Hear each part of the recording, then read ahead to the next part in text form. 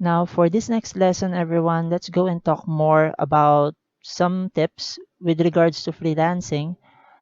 And the reason why we tackled the questions that we have here, are you a person who is self-motivated? Are you a person who requires a structure? Is because we want to answer these two main questions. Is freelancing a good fit for you? And how will you be making a living in freelancing? So these are very important questions that you should be asking yourself when you enter into the freelancing industry. The first one we were able to answer based from the evaluation, personal evaluation that we've made. Are you a person who is self-motivated, or are you a person who needs a structure for you to be able to function much better? And the second question here will be, how will you be making a living in freelancing? We need to, of course, the reason why we're enrolling in courses, we want to improve our knowledge and skills is because we would want to earn a living, right? We would want to be able to provide for our families. We would want to get better remuneration. That's why we are investing in ourselves. We want to improve ourselves.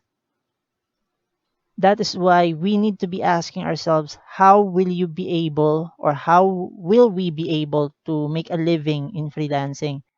As a web developer, one of the things that you need to know will be if there will be a market for your services.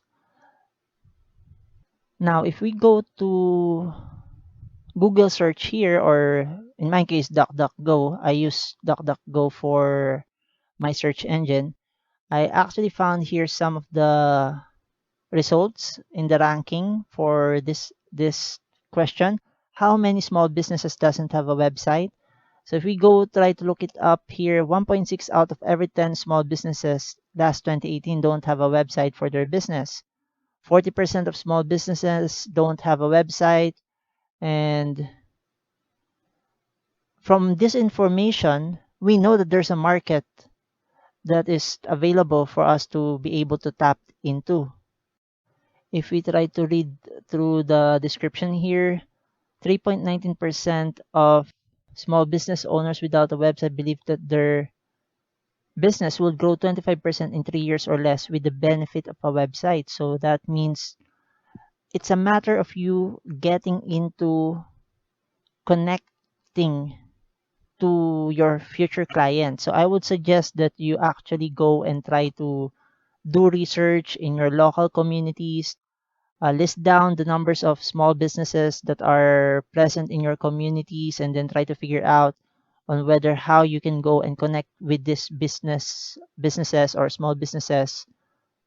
And one of the most important thing here when you're creating a proposal will be, how will you be able to make these people realize that there is value to your service? So take note, there are currently this number. So we have 284 billion internet users as according to wpforms.com. And here, let's go down here. Let's see here. Online business statistics and facts. And if we try to look into here, 6 out of every 10 small businesses last 2018 don't have a website for their business. 35% of small business owners feels that their business is too small for a website. And it's actually not 3.19, but it's 19% of small business owners without a website believes that their business will grow 25% in 3 years or less with the benefit of a website. Your marketing strategy here will be, of course, making these business owners feel that there is value to your service and that there is a benefit to them having online presence. And in today's society right now, small business would really benefit greatly if they have a way to promote their brand, their products by means of visual stories through their websites. Again, as a future web developer, if ever you will be entering into the freelancing industry, it's really important that you get to connect with your clients. You get to identify the market that you're targeting, and you get to identify the needs of this market. You have to keep this in mind, everyone, because again, our goal is to give value to our clients. How will your services be able to provide value to them and they will be getting a profit out of it? We want our clients to earn a profit so that they will be paying us the proper remuneration, of course. That's how we price our services, and that's also how we make sure that the services that we will be providing to our clients will be the best service that we can provide to them so that they can get something out of the services that we have provided for them. We want to bring money into their pockets so that at least they will also be willing enough to pay us a large amount of money. And again, digital presence is going to be very, very important in nowadays.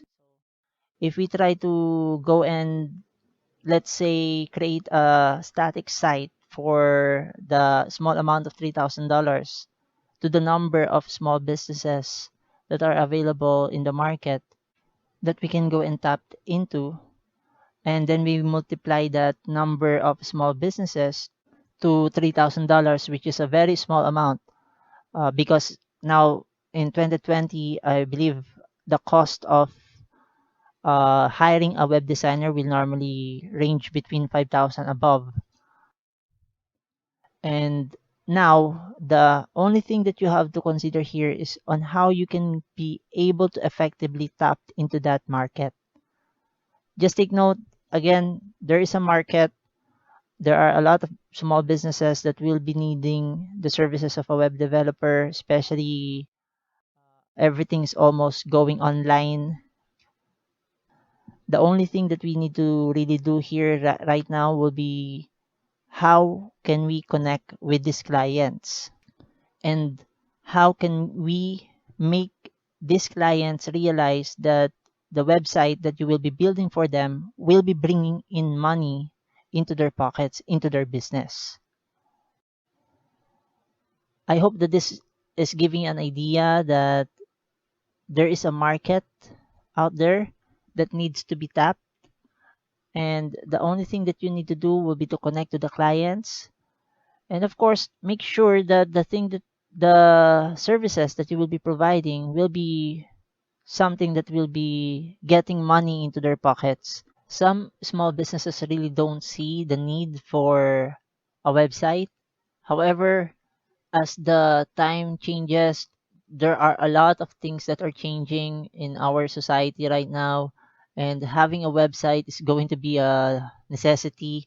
And this is where the role of us in the web development community, how can we educate our clients and explain to the community, or let's say the small business community, how a website will be helping their business, how a website will be helping their customers, and what will be the long-term negative impact of not having a website, a digital presence. Those are some of the thoughts to consider in drafting your proposal, your web development proposal for small businesses. At least you'll have some ideas that these are key things that you can take note of, you can include into your web development proposal when you give a proposal to a possible client who owns a small business. Now, just in case that you prefer looking for a job first and not yet you're not yet that comfortable with freelancing, of course, we need to identify on whether you will also be getting a remuneration, a good remuneration, or a good amount of profit in your investment in getting into the web development industry. So I actually opened up here a query, a search for the salary of a web developer for 2020, and you would see here that in the United States, it can range from $75,000 a year. Here it can range, actually here in the web developer salary in United States in the indeed.com website. Let's check here. It will be $78,515. This can be depending on the number of experience that you have in the industry. So I just wanted to give you some ideas here. So again, researching is very important. Try to look for companies, how much will they be offering you, and at least you now know the salary range that you should be asking from companies if ever you will be applying for a job as a web developer. Another topic that I want to discuss here about freelancing is the importance of you finding your niche.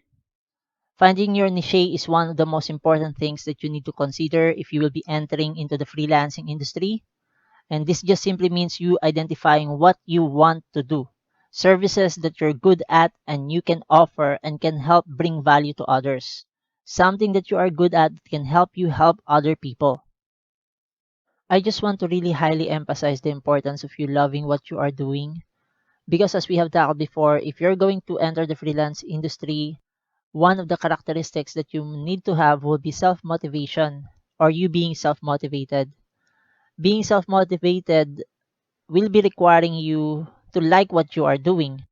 I personally love teaching and this is my niche. I love sharing my knowledge and I also love learning new things. This is why I started this business of putting up my own website and creating online courses and providing workshops.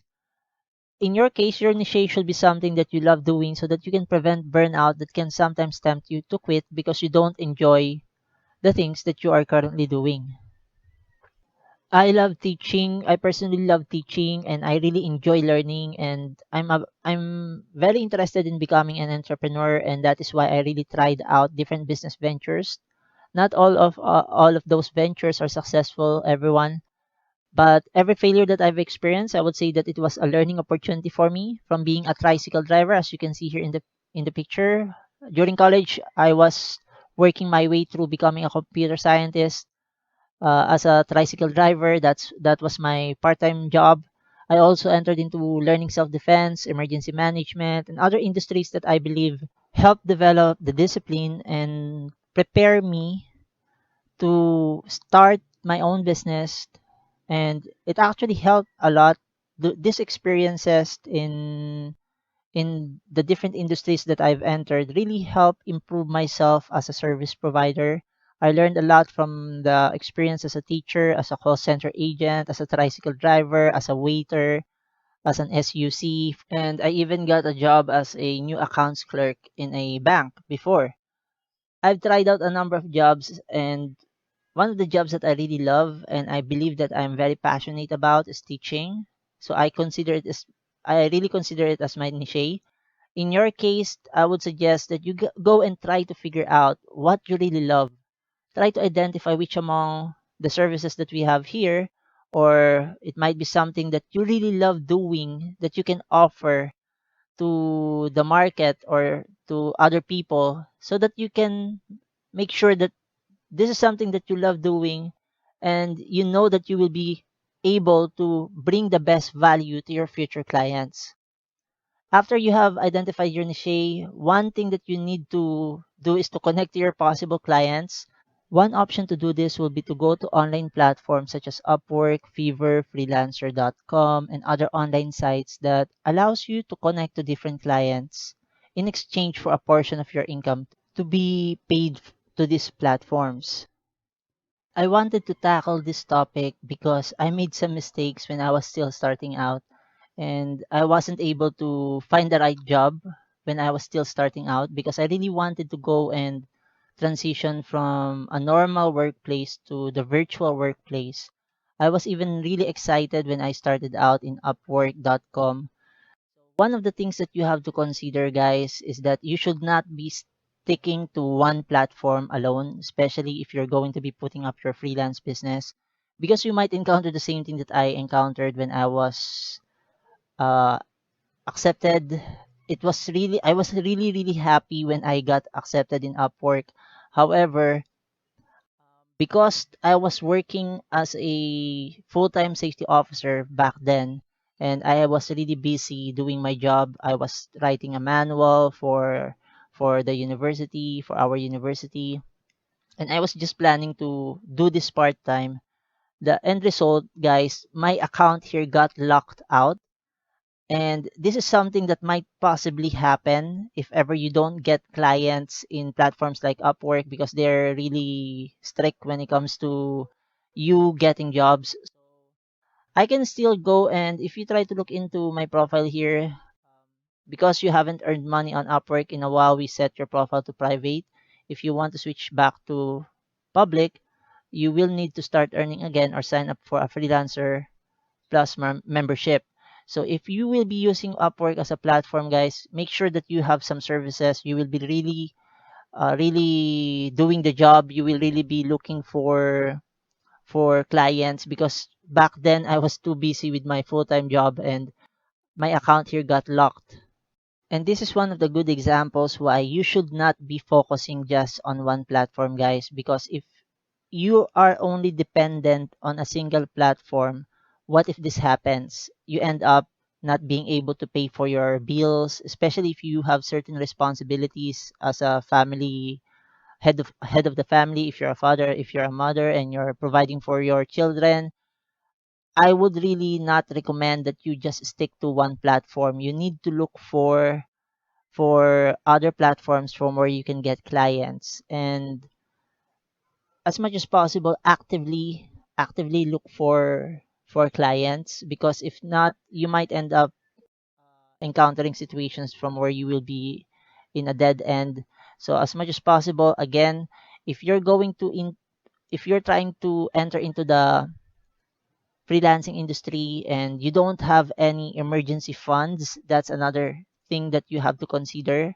This just means that you have some amount of money that you have set aside, that within a certain period of time, let's say 6 months, 1 year, I would suggest it will be great if you have emergency funds that will be good for 1 year or so, because putting up a business is not going to be easy.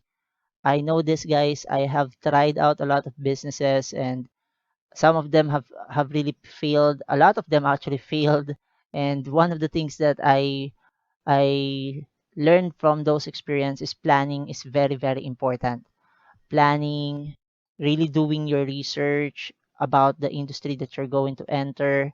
So I really appreciate the fact that I failed in some of those businesses, because again, they are learning experience, and I wanted to share this to you guys because I want you to not make the same mistakes that I did before, from where I entered into a junk shop business, and end result, I was not that familiar with the business. I just really wanted to try it out, and result, I wasted money, my time. I also entered into food business, franchising business for a food cart, but again, it failed because again, I didn't plan my business plan. I didn't have a business plan. So these are just some of my tips for you guys. Make sure that you have emergency funds. Make sure that you have enough savings that will be supporting you during a certain period of time if ever you will be trying out freelancing, because it will not be easy. Again, there's no easy way to success, and it's really important that you really plan your goals, you set your goals. You also need to make sure that you have a backup plan.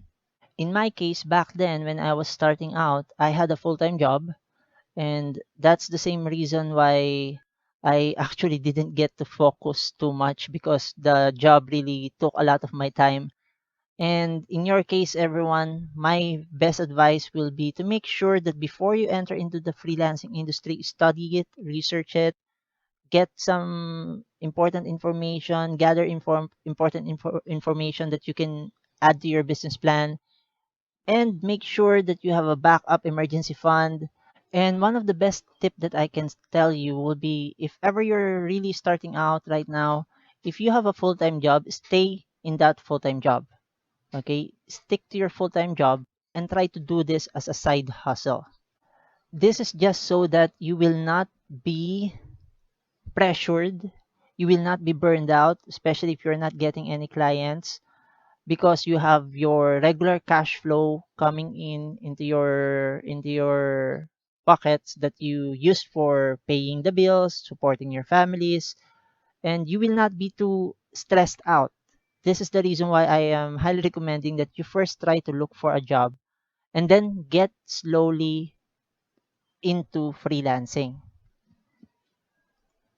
In my case, I was a full-time safety officer back then, and I was assigned to create a manual, monitor safety procedures and protocols back then in our university. I was also running my own computer shop. I also had some other businesses, not just related to coding and development. I had my rental business, and I also had my tricycle operation business. That's why freelancing was not totally my only source of income. I had multiple sources of income. This is my advice for you guys. Even when you are already in the web development industry, financial 101 will be don't depend on a single source of income. Okay? Now let's move on to our next topic here. Just take note, everyone, when we say freelancing, one of the most important thing to understand is that freelancing is you building good relationship. Freelance is a relationship business. It really doesn't matter if you're selling design, you're developing websites, you're giving consultations, whatever it is that you are selling, that is a service and that service is a personal service. And I really believe that good human relationship is a key factor for a professional to truly succeed in his industry, in his profession, in his or her profession. I personally believe that I don't like conflicts with anyone. It's better to have a lot of friends rather than have a lot of enemies. And when you get into the development industry, guys, you will really need to work with a team of individuals. Even in your freelancing business, you will need to work with customers. You will need to work with your future employees. And you having good human relationships with these people will really help your business to bloom and succeed. I may have failed in some of the businesses that I have entered, but one of the things that I am very proud of myself is that my employees never left me. That's something that I'm very proud of. Even though the business was not running smoothly and we were already running out of funds, some of my employees really stick with me up until the end. That's something that I'm very proud of myself because I really care for my employees. That's one of the things that I would be proud to tell you guys. And having good human relationships, guys, you would see that this is going to be a big factor for the success of your business. In this case, I just want to share to you guys the tip that Mr. Corpin, one of my professors in college, that really got inculcated into my heart and my mind. And this really helped me out in some of the industries that I've entered. One of the most common things that other managers or business owners will be training their employees will be the mentality of customers are always right. And yes, customers are right in a sense in in demanding for good service. However, they are not always right. Okay, just take note of that. And that's why I wanted to share this quote of Mr. Corpin when he said to us during one of our management course, customers are not always right, but they have all the right. Without them, we won't be having our jobs. We won't be having profit. If we have a business and we're running a business, we won't be getting any profit if there are no customers, right? They have the right to demand good products and they have the right to demand good service. So just keep that in mind. And this quote actually really helped me a lot in dealing with different types of customers. When I was in the call center industry, I will be proud to tell you guys that every time there's an irate customer that will be calling us, and I'm the one who handles that concern because I worked in a warranty account during that time. It was with AT&T back then.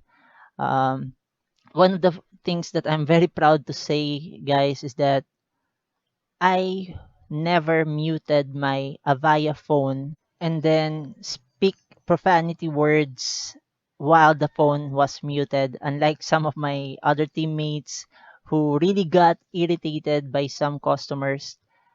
I believe that this quote really helped me out in keeping my composure, mainly because I believe that customers are not always right, but they have all the right. And I am there to help them. I am there to provide the best service that I would want to provide to these customers so that I can go and help them out with their concern. Even though there are some customers who are really, really not that polite and would really sometimes be disrespectful. In handling those types of customers, I just go and try to remember this quote. Customers are not always right, but they have all the right. And our goal will be to provide them the service that they deserve so that you will get the remuneration that you deserve. It's two sides of a coin. This is the same reason why I am highly advising you never to undervalue your services. Okay? Do not undervalue your services. Because if you know you are giving value to your customers, then you deserve good remuneration out of that service. Remember that the time that you've rendered will never be returned back to you. So, again, never undervalue yourself. And of course, give value to your customers because we know and understand the value of time and resources such as the funds that they use for the project that they want you to build. Take note, guys, if you're going to put yourself in the shoes of the customer, I'm sure you will be able to really provide them the best service that you can provide because you know that as a person who also needs to gain income, these people are your partners. They are your partners in doing business and you would want them to also grow their business and for them to be able to earn funds that they can use to pay you. Another mentality that I really practice will be the difference between discussions and arguments. And this is very important when you're having conversations, with clients, with employees, or anyone in general. When you say argument, the problem with an argument is that let's say we have person A and person B here. Person A wants to prove to person B that he is right. Person B wants to prove to person A that he is right. Nobody wins because both of them wants to prove to one another that they are right. So, end result, nobody will be benefiting from an argument. So every time you have a conversation with anyone, I would highly recommend look for people who will be having a discussion with you rather than having an argument. And having this mentality when you're talking with your clients will be giving you a heads up on how should you be discussing things with clients without you taking things personally and you trying to prove to the client that you're right, but instead you are focused on what is right that will be benefiting both of you. Now, moving forward to our next slide here, let's look into ways on how to find clients. And as I've said, freelancing is a relationship business and it involves you investing your time. Building good relationship can involve you setting schedules with clients to plan with them and initially identify variables related to your project with them. This is very important if you're going to work with a client. You have to make sure that you have to try your best to over deliver. Our goal is for us to not just only do a good job, but also try to manage the relationship correctly. And that will also be you doing some extra effort to really over deliver. What we are aiming here will be to really give value to our clients because if they are satisfied with your service, they will be interested with working with you again. And another benefit of this would be when you build good relationship with your clients, they will be referring you to a friend, to a colleague, or to someone who needs your services. If you do this over and over again, from one good client that was satisfied from your services, this client will be referring a friend. And once you satisfy these two other referrals, they will be referring people to your business. Now, just repeat the same process. You will eventually not need to ask yourself anymore where will you get more clients, because the inbound will be coming from people who can attest to the quality of your services. These people will be the ones to do the marketing for you through word of mouth. Having good relationships with your clients will be building your reputation, and they will also be the one to attest that you are someone who is credible, fun to work with, and who will be really delivering the necessary services that they need to solve their problems. Now, that will be all for this lesson, everyone. I'm hoping you got a lot of notes here that you can take note of and that you will be able to practice in your future freelancing business. So in the next lesson, we will be tackling some things that you should avoid doing and some reminders when it comes to pricing your services. So thank you, everyone, and see you on our next lesson.